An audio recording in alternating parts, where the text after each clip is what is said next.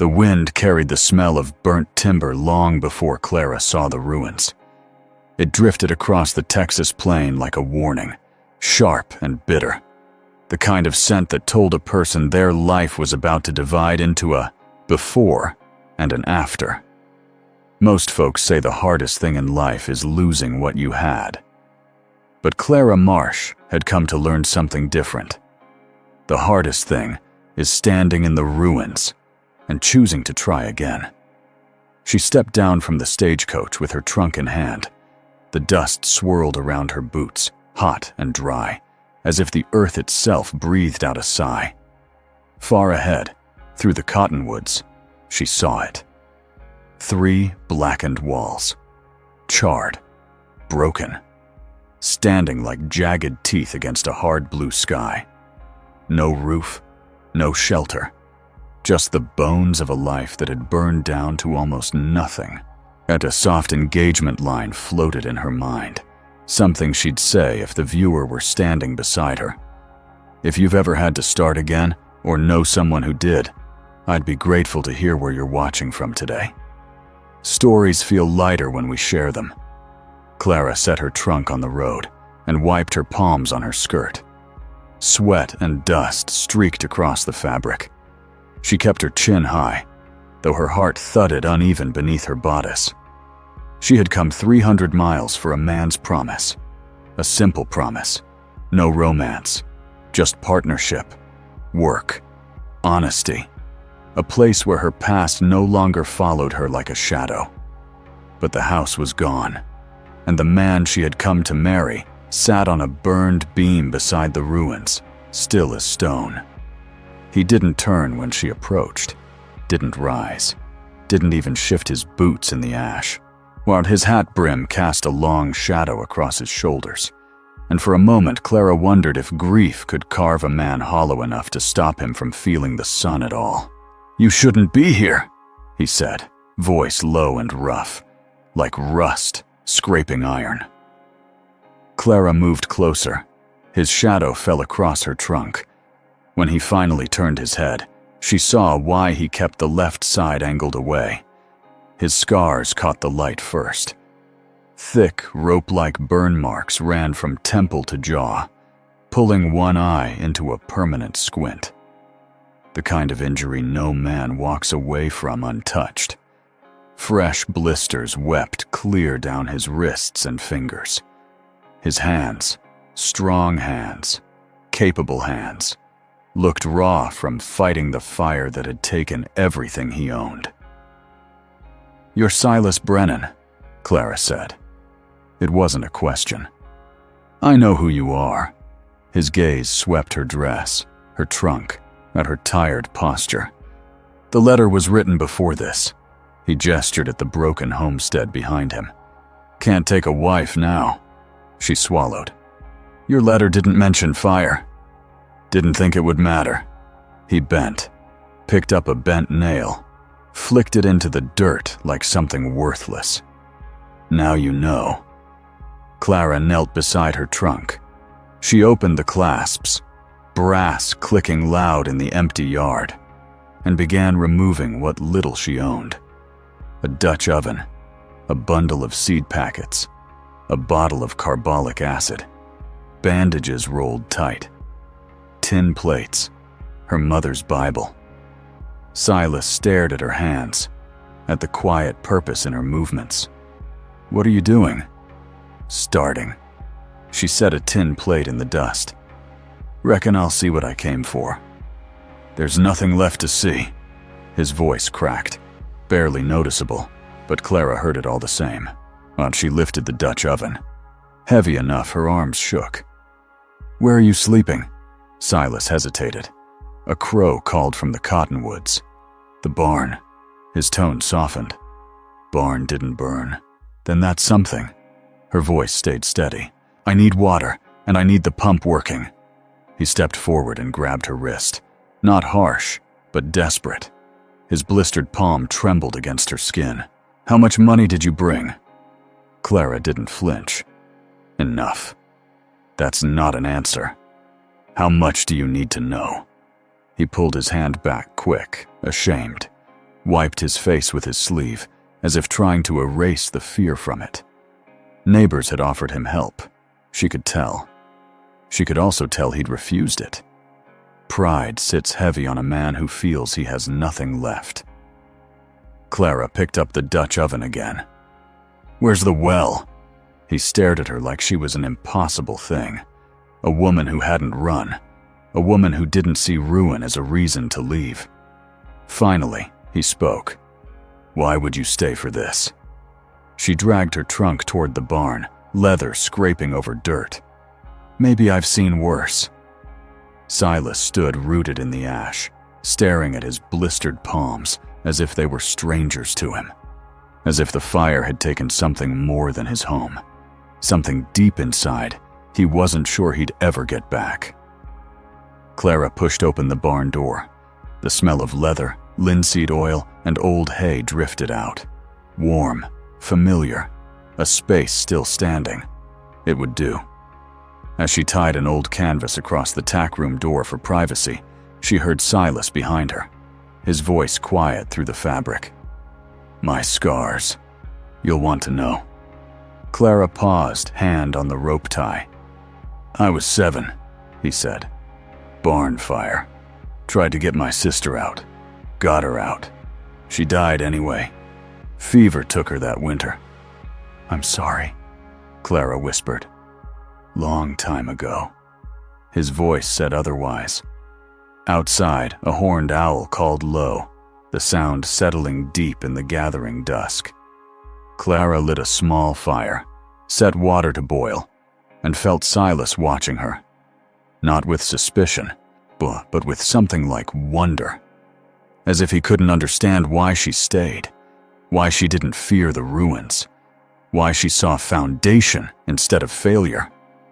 And as the flames flickered warm across the blackened homestead, one truth settled quietly between them. 2 broken lives had crossed paths in the ashes, and neither of them knew yet what they were about to rebuild. Dawn came with the sharp ring of an axe. Clara woke in the dim tack room to the rhythm of metal striking wood. Steady, relentless. A man trying to outrun something inside himself. She stepped into the cool morning air and found Silas in the ruins, swinging the axe like the work might punish him into feeling whole again. Sweat soaked through his shirt. The bandages she'd wrapped the night before hung loose, stained with blood and ash. Every strike sent a jolt through his blistered palms, but he didn't stop. Couldn't stop. She walked to the well, pumped water until it ran cold, filled 2 tin cups, then crossed the yard toward him. Drink. He took the cup without looking at her, swallowed hard, handed it back. The smear of blood he left on the metal chilled her. "Your hands," she said. He glanced at them, shrugged. "Got work to do." "You can't work like that." "I ain't got a choice." Clara stepped between him and the next beam. He tried to move around her. She didn't budge. "You bleed through your palms, Silas. You'll end up with infection. You know that." He finally stopped. The fight drained from his shoulders. Quietly, he sank onto a fallen timber. Clara sat beside him and unwrapped the bandages. The blisters had burst wide open. Dirt had worked into the wounds. Angry, raw. "This'll sting," she warned. He didn't flinch when the water hit the raw flesh, but his breath came sharp when she dabbed on the carbolic acid. His face tightened, jaw locked. Still, he held out his hands. Trusted her hands. By the time she wrapped fresh muslin around his palms, he looked lighter, as if the hurt had cracked something open. "You can't lift today," she said. "I got to clear the foundation." "We'll clear it." He looked at her then, truly looked at her. Dust in her hair, skirt wrinkled from sleep, hand steady as she tied off the bandage knots. Something in his eyes softened, something that frightened him to admit. "You're a seamstress," he said. "I got arms, don't I? Before he could answer, Clara hauled a charred beam to the ash pile, heavy enough that her own palms burned. She didn't stop, didn't slow. And Silas, pride and pain tangled tight inside him, finally stood and joined her. They worked side by side until the sun climbed high. Her palms blistered, his bandages soaked through. Neither complained. By noon, they had cleared enough rubble to reveal the stone chimney foundation. Solid, unbroken, a spine of the home that once was. Silas stood over it, shoulders heaving. It held, he whispered. Clara ran her hand over the warm stone. Then we build on it. Before he could answer, wagon wheels creaked up the road. 2 wagons rolled onto the property. Neighbors, 4 of them. The Hadleys and the Coopers. People Clara had never met. People Silas didn't seem eager to face. He stiffened like a trapped animal as they climbed down. "We brought lumber," Mr. Hadley announced. "Heard you got yourself a wife, Brennan. Can't let a woman live in a barn." Clara stepped forward before Silas could speak. "That's kind of you. We're grateful." Silas kept his head down, his jaw clenched hard enough to crack teeth. When the men began unloading the lumber, good pine boards, fresh cut, Silas looked smaller, not larger, with every plank stacked at his feet, as if kindness weighed heavier than loss, Mrs. Hadley pressed warm cornbread into Clara's hands. "For your supper. You need anything, you come to town." Clara thanked her. Meant it. When the wagons rattled away and left them standing amid new lumber and cooling dust, Silas turned without a word and walked into the barn. It wasn't anger in his walk. It was shame. Emotional reminder. There are moments when a person breaks not from cruelty, but from kindness they don't believe they deserve. If you've ever seen someone turn away from help because they felt unworthy of it, you know that ache. This is where Silas stood now, caught between wanting to accept Clara and believing he had nothing to offer in return. Clara followed the sound of hammering. Silas wasn't building anything. He was driving nails into a beam already split beyond repair. "Don't do that," she said softly, but he stopped. The hammer trembled in his hand. "I don't want charity," he whispered. "You didn't ask for it." "Still got it." His breath shuddered. "Still feels the same." Clara lifted a pine board, ran her hand along its clean edge. "Then let's earn it. Together." His eyes flicked to her, searching, doubting, wanting.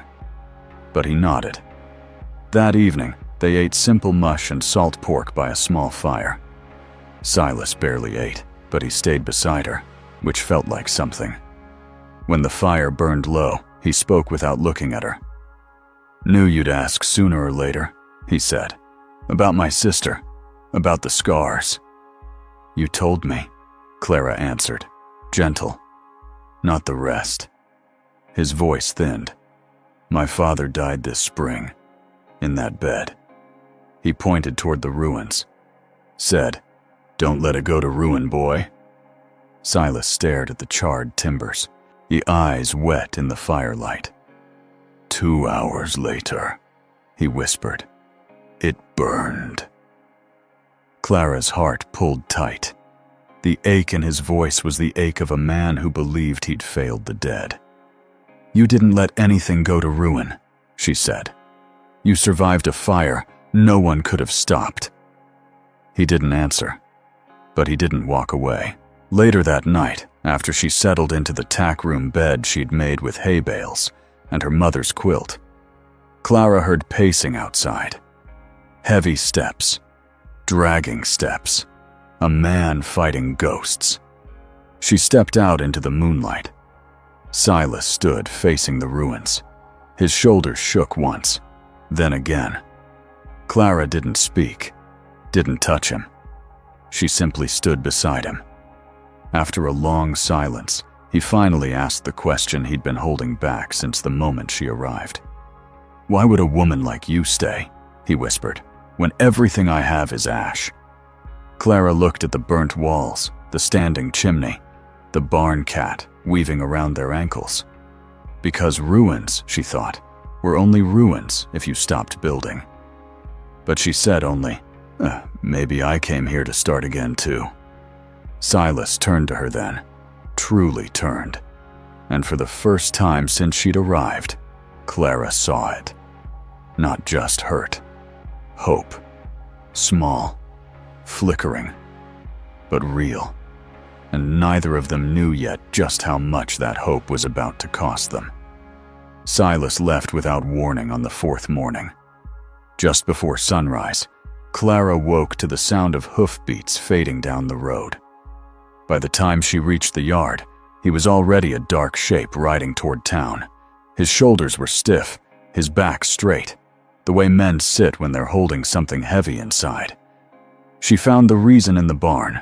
Her trunk sat open, the lock broken. Bank statements, every one she had hidden, lay scattered across the dirt floor. 16 envelopes.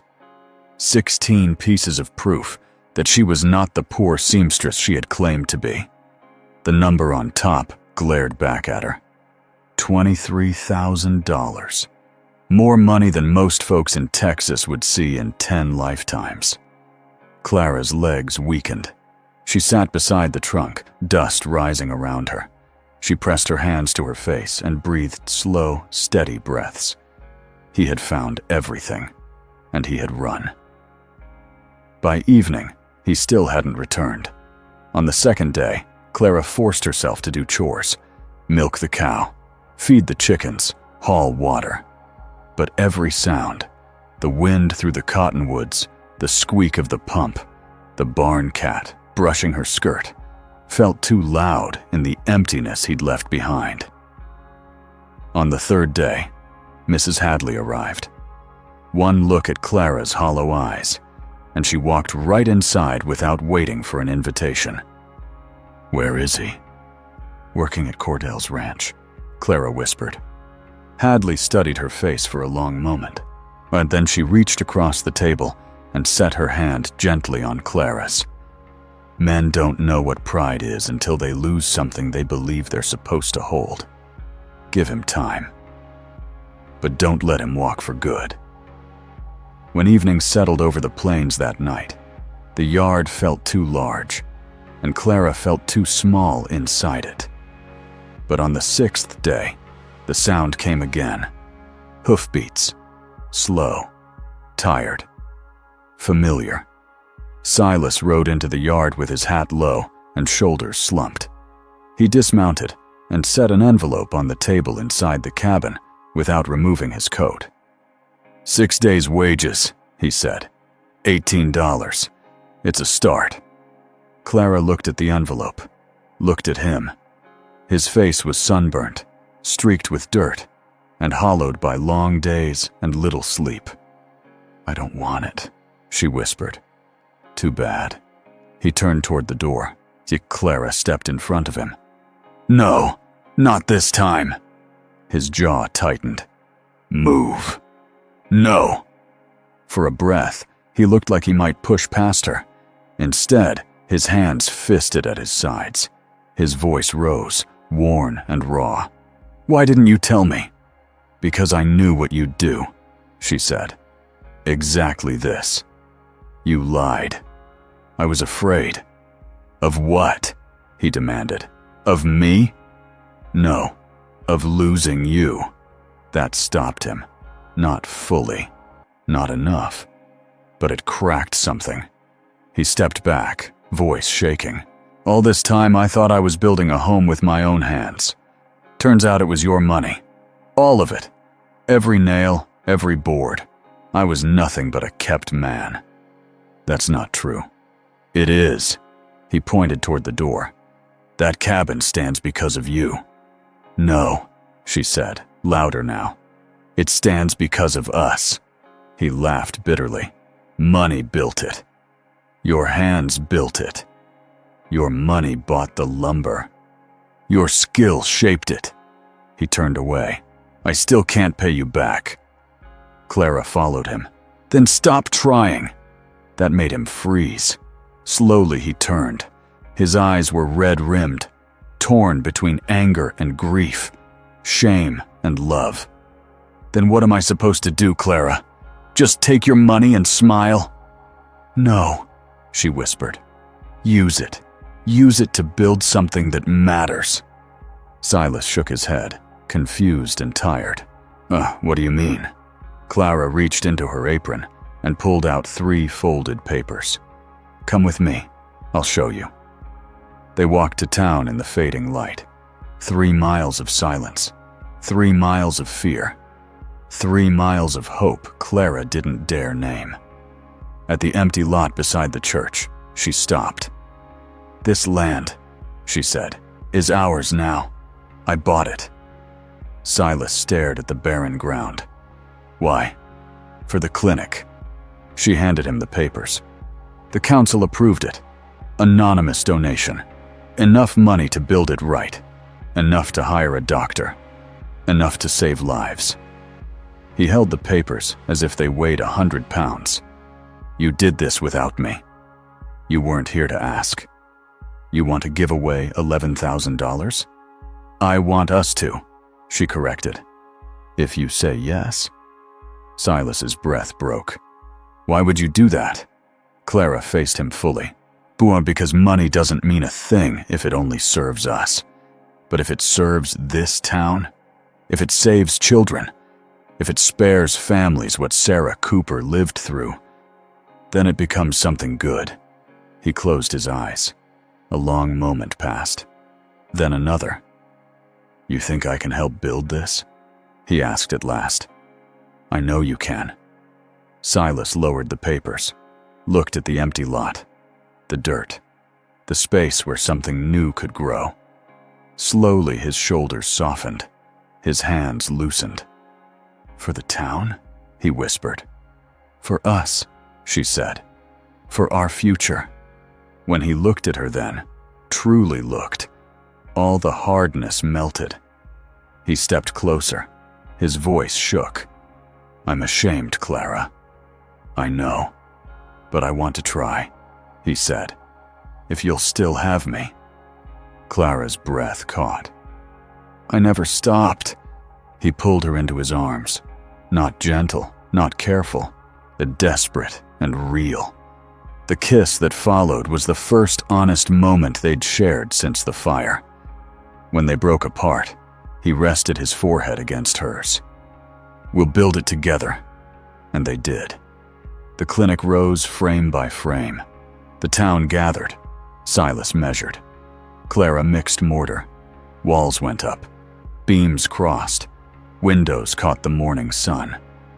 And when Dr. Winters opened the doors that first day and saved a little girl's arm from infection, Silas stood beside Clara with quiet pride. His shame didn't disappear. Healing rarely works that way, but it softened, day by day, board by board. And when they signed their joint bank papers, Silas Brennan and Clara Brennan, equal partners, he took her hand and held it steady in both of his own. "You feel different?" she asked. He looked at their hands, at the life they had started from ash. "Oh yeah," he said. "Feels right." The cabin glowed warm behind them that night as the sun sank over the Texas plain. The wind carried the smell of sage. The porch creaked beneath their boots. The cat curled on Silas's lap. Clara rested her head on his shoulder. "You tired?" he asked. "No," she answered. "Just listening." "To what?" "Everything." Silas placed his hand on hers, then on her belly. "Maybe," he whispered. "Maybe," she agreed. The watch ticked on the bench beside them, the one that had stopped the night his father died. Now wound, now working, marking time forward. The stars filled the sky. The night settled soft around their home. And Clara thought, this is enough. This man, this life, This future we built from ruin. This is enough.